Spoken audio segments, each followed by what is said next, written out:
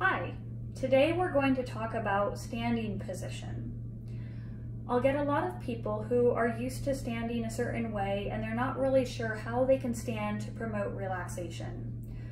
So sometimes we're getting caught standing on our right leg, or we stand with our hands on our hips, and I encourage people not to do those things.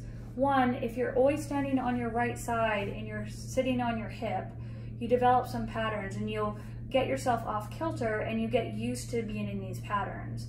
Also, if you have your hands on your hips, then you have a tendency to push your hips forward and lean back, and you're sitting on your back and you're always using your back muscles and your hips pop forward and you're kind of sitting on your hip ligaments and you get into this sway back posture.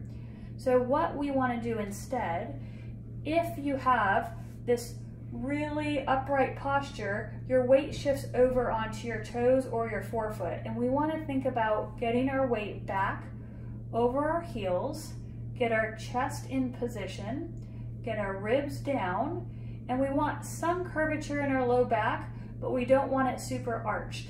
As soon as I arch, I can feel my back muscles overworking and it can develop pain. So we want a nice curvature, and a nice curvature in your upper back, because we're supposed to have a little bit of a curvature there.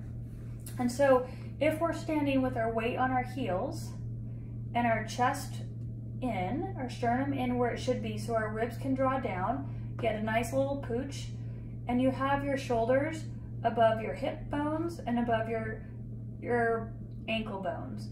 And so your head can then be in alignment. So my head's not forward because I'm not like this. So if I get myself into position, my head is in position, over my shoulders, over my hips, and my weight is mostly on my heels, but I can also feel it a little bit over my arches.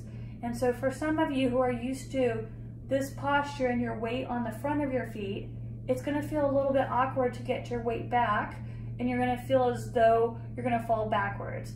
The one thing you have to make sure is when you shift your weight back, you don't throw your pelvis forward to try to balance yourself out.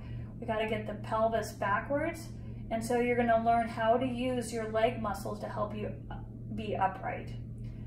And so when you look at yourself, and you can practice this in front of the mirror, but it will help you get yourself centered and relaxed into the floor and in a good position.